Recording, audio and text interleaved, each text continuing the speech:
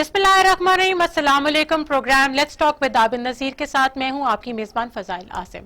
नाज़रीन, petrol bomb गिरा दिया गया है और मज़ीद आहिस्ता वक्फे से इन लोगों ने यही पेट्रोल बम गिराते चले जाना है। और अब इसके बाद बिजली बम भी आने वाला है और गैस की भी प्राइसेस इंक्रीज़ करते चले जाएंगे। इसके बाद आप ये देखें कि दूसरी जानिब सियासतदान आपस में लड़ने में मसरूफ़ हैं और आम आदमी 2 वक्त की रोटी और इंसाफ लेने के लिए मजबूर है। कोई इंसाफ होता नजर नहीं आ रहा। सियासतदानों को सिर्फ अपनी पड़ी हुई है इस वक्त, किसी की कोई समझ नहीं आ रही कि हम किस तरफ जा रहे हैं। जो सबसे अहम न्यूज़ ये है कि वज़ीर आला का इंतखाब 22 जुलाई को किया जाएगा। इस सब पे भी हम बात करेंगे अपने प्रोग्राम में। मेरे साथ आबिद नज़ीर साहब भी मौजूद हैं, उस्मा कारदार साहिबा MPA साहिबा भी मौजूद हैं। हम उनसे जानते हैं कि आप ये सारे सियासत का हालात जो बने हुए हैं इन सबको आप कैसे देखते हैं। अस्सलाम वालेकुम sir, and thank you so much for your show. बहुत शुक्रिया फजाइल। बहुत ना दर्दनाक बात है, अवाम से आवाज छीन ली गई है। बिना आवाज के रोना बहुत दर्द देता है। अवाम इस वक्त बेचारी मबहूस है। अवाम को समझ नहीं आ रही आखिर हमारे दुखों का दरमा कौन है।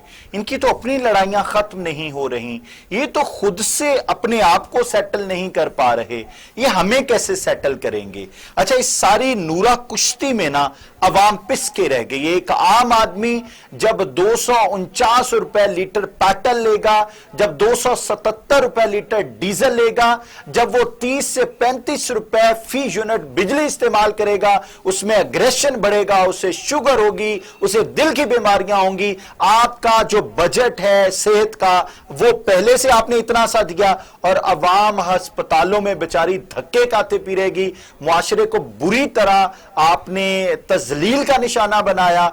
आप आए थे कि अवाम को आपने रिलीफ देना है, लेकिन अवाम की रात की नींदें आपने उड़ा के रख दी हैं। फजाइल, ये अवाम तमाम साहिब इक्तदार लोगों को, जो लोग इस साजिश में मुलव्विस हैं, अगर इमरान खान ने IMF से मुआहिदा किया था, ये शराइत उनकी वजह से माननी पड़ी हैं। तो मैं अवाम के तवस्सुत से अपने नाजरीन को यह बताना चाहूंगा, अपनी इस मासूम भोली सी अवाम को बताना चाहूंगा कि अगली दफा आप लोगों ने इन लोगों से बुरी तरह पेश आना है और अपने आप को मनवाना है कि हमारे राइट्स, हमारे हकूक यहां रखोगे तो हम तुम्हें जीने देंगे, वरना तुम्हें भी जीने का कोई हक नहीं है। उस्मा कारदार साहिबा, आप कैसे देख रही हैं इस सियासत को, जो हालात अभी आपको मुल्क के नजर आ रहे हैं? आप क्या समझती हैं कि क्या बेहतरी लाने वाले हैं? PMLN लाएगी या PTI वापस आएगी? फजाइल, बहुत शुक्रिया, आपने मुझे इनवाइट किया अपने प्रोग्राम में। जमहूरियत किस चीज़ का नाम है? For the people, of the people, by the people. ये वो हुकूमत है जो कि अवाम के वोटों से ही आती है। जो भी कोई आपके MNAs और MPs पार्लियामेंट में बैठे हुए हैं वो किसी सिलेक्शन के थ्रू नहीं आए, वो इलेक्शन के थ्रू आए हैं और इनका एक बहुत करीबी इनका रिश्ता है। जो हम जब आते हैं, जब हम ओथ लिखते हैं तो हमारे पे कंधों पे एक बहुत भारी जिम्मेदारी आती है कि जिन्होंने हमें इन ऐवानों में भेजा है उनकी जिंदगी में हमने बेहतरी लेके आनी है। उनकी जिंदगी में उनको वो तमाम उनके फंडामेंटल राइट्स दिलवाने हैं जो आईन उनको देता है। अब प्रॉब्लम ये है हमारे मुल्क में क्यों स्टेबिलिटी नहीं आ रही है? एक तो नंबर 1, हम अपना जो आईन है उसको हमने कागज का पुर्जा समझ लिया है। अगर हम आईन के मुताबिक चलें तो ये जितनी भी आपको नूरा कुश्ती जिस तरह ये फरमा रहे थे नजर आ रही है, ये हरगिज नजर ना आए। आपका आईन जो है वो एक ही तरीका आपको बताता है हुकूमत बदलने का, वो इन हाउस चेंज होता है वोट ऑफ नो कॉन्फिडेंस। माजरत के साथ उस्मा साहिबा, मैं आपकी बात काट रही हूँ। बेसिकली कानून के साथ तो चल रहे हैं लेकिन कानून का जो काफ है ना वो साइलेंट है। तो ये सब कुछ जिसकी वजह से चल रहा है वो भी नजर आ रहा है। हर चीज डिफाइंड है, हर चीज डिफाइंड है। अगर तो जिस तरह हमारे मुल्क में एक रिवायत मार्शल लॉज की भी रही है, बहुत घिनौनी रिवायत है, लेकिन अब आप देखें कि हमारे सारे इदारे जो हैं एक अपने आईनी हदूद के अंदर रहते हुए काम कर रहे हैं। लेकिन ये जो अगर हुकूमत बदली है तो वो बदली है क्योंकि इमरान खान साहब ने मेजॉरिटी लूज कर ली थी पार्लियामेंट में। अब उनको चाहिए था कि वो ग्रेसफुली अपोजिशन बेंचेस पे जाके बैठ जाते। क्या था, 1 साल ही था ना, गुजार देते, कुछ बन जाता, मुल्क का कुछ बन जाता। देखें, سب سے بڑا پرابلم عمران خان صاحب کا تھا کہ وہ کسی کو ساتھ لے کے چلنے کو تیار ہی نہیں تھے. پولرائزیشن اس حد تک اس سوسائٹی میں ہے کہ کوئی کسی کا منہ دیکھنے کو روادار نہیں ہے, اور گالی گلوچ کا جو کلچر ہے, ایسے نہیں بات بنتی ہے. من حیث القوم ہمیں اکٹھے مل کے چلنا ہے, چاہے وہ پی ایم ایل این ہو, پی ٹی آئی ہو, کیو ہو, جو بھی ہو, پیپلز پارٹی ہو, سب کو اکٹھے بیٹھنا ہے, کیونکہ یہ سارے عوام کا مینڈیٹ لے کے آئے ہوئے, اور انہوں نے عوام کے ایشوز کے اوپر ان کو فوکس کرنا چاہیے بیٹھ کے. اکنامک جو ہماری اس وقت سنگین کرائسس سچویشن ہے ہماری انرجی کی, ہماری معیشت کی, وہ مساق معیشت اس وقت بہت ضروری ہے. ہمیں سیاست کو پس پشت رکھنا چاہیے, اور ہمیں اس وقت یہ سوچنا چاہیے کہ ہم نے اپنی اکانومی کو کیسے جو ہے دوبارہ اس کو ٹریک پہ چڑھانا ہے. ٹھیک ہے, یہ اب حمزہ ایک سوال کرنے کی اجازت دے دیں میڈم. آپ نے 3 سال اقتدار انجوائے کیا, آپ نے کس کے ساتھ بیٹھنے کی بات کی, کس کے ساتھ بیٹھ کے میثاق جمہوریت کرنے کی بات کی, کس کے ساتھ بیٹھ کے کوئی فریم ورک بنایا کہ ہم یہ کام کر کے عوام کو کوئی سہولت دے سکتے ہیں؟ ابھی آپ نے فرمایا آپ عوام کے نمائندے ہوتے ہیں, آپ اوتھ کو بہت سیریس لیتے ہیں, لیکن آپ سمیت باقی جتنے ایوان میں بیٹھے لوگ کس نے سیریس لیا اور عوام کے لیے کوئی بڑا کام کر کے دکھایا؟ یہی تو المیہ ہے, یہی تو میں آپ کو بتا رہی ہوں کہ ہم کسی کے ساتھ نہیں بیٹھنے کو تیار ہوئے نا. اسی کی وجہ سے باقی ساری پارٹیز جو تھیں وہ آئسولیٹ ہو گئی.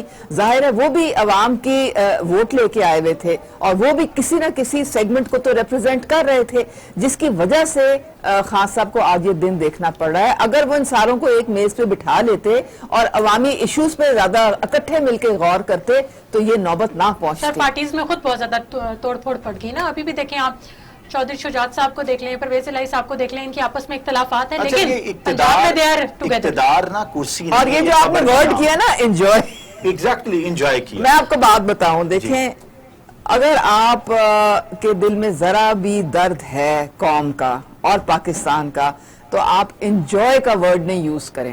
آپ کو دن رات ایک کرنا پڑتا ہے, آپ کو محنت کرنی پڑتی ہے, آپ کو فیملی لائف سیکریفائس کرنی پڑتی ہے. دیکھیں میں تو اپنی ذات, مجھے ایک پورٹ فولیو دیا گیا تھا, وہ تھا میں chairperson standing committee on gender mainstreaming. آپ اس کے حوالے سے آپ مجھ سے پوچھیں کہ آپ نے کیا کیا.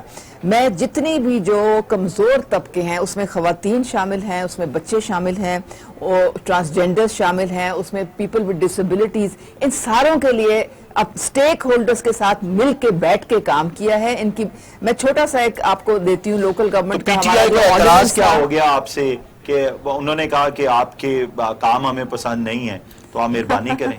میرے کام کا تو کوئی رولا ہی نہیں تھا. کام تو ان کو اتنے پسند تھے کہ میرا سی ایم ہاؤس سے میرا کیبنٹ میں اپروو ہو کے نام پی ایم ہاؤس پہ گیا تھا. ٹھیک ہے جی, تو کوئی نہ کوئی تو پرفارمنس تھی جس کی وجہ سے. اب آپ فضائل بیچاری کی پروگرام کوئی اور ہے, آپ کسی اور طرف. میں صرف اتنا کہوں گی کہ ایک بہت بڑی خوفناک سازش تھی جو کہ ودن دا پارٹی کی گئی تھی, کیونکہ کچھ ایسے لوگ تھے جب آپ کی پرفارمنس کو وہ نہیں میچ کر سکتے ہیں تو وہ اوچھے ہتھ کنڈوں پہ اتر آتے ہیں, پیسہ استعمال کرتے ہیں. انہوں نے میرے خلاف سازش کی. گلہ مجھے اپنے لیڈر سے ہے کہ اس نے کم از کم مجھے بلا کے ایک دفعہ پوچھا تو ہوتا. عظمیٰ تم میری فائٹر تھی, تم میری سٹار تھی, تم نے خون پسینہ دیا تھا اس پارٹی کے لیے, سب پوری دنیا نے دیکھا, یہ کیا ہوا؟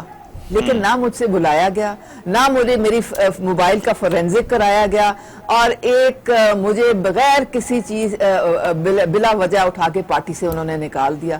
ایک دیکھیں ایک نظریاتی کارکن کے لیے تو ماں جائی کی طرح تھی پارٹی. میرا تو دل توڑا ان لوگوں نے اور ایک قسم سے ظلم کیا. تو میں تو یہ عمران خان سے آپ کے پروگرام کے توسط سے ہی پوچھنا چاہوں گی کہ آپ میرے لیڈر تھے, تو آپ نے کیوں نہیں مجھے بلا کے تو آپ نے ایک کارکن سے پوچھا, مجھے سزا دیتے. یہ سزا تو نہیں ہوتی کہ آپ پارٹی سے نکال دیں.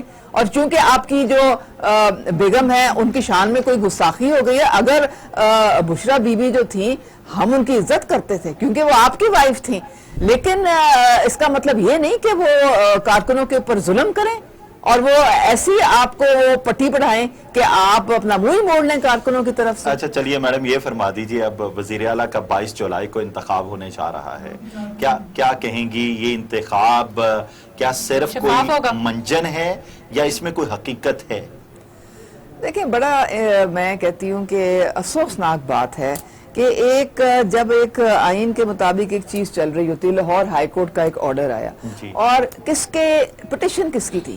کوئی ان لوگوں کی تو نہیں تھی پٹیشن، پی ٹی آئی کی پٹیشن تھی، کیو لیگ کی پٹیشن تھی، ان کی پٹیشن پہ سماعت ہوئی، 1 مہینے سے یہ چل رہی ہے اور ان کے مطابق فیصلہ آ گیا کہ جی یہ ڈی سیٹڈ ان کو ان کا یہ ختم ہو رہا ہے، ہمیں کلوزنگ کی طرف جانا ہے۔ یہ ختم ہے، اب آپ ان کو نئے سرے سے انتخاب کی طرف لے کے جائیں۔ کہانی آپ الجھی ہے کہ الجھائی گئی ہے، یہ دیکھیں یہ تب بھی کھلے گا جب تماشا ختم ہوگا۔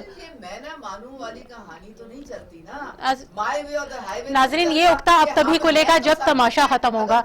شروع سے ہی دیکھتے آ رہے حکومتیں عوام کے جذبات اور احساسات کے ساتھ کھیلتی چلی آ رہی ہیں، کوئی عوام کا نہیں سوچتا۔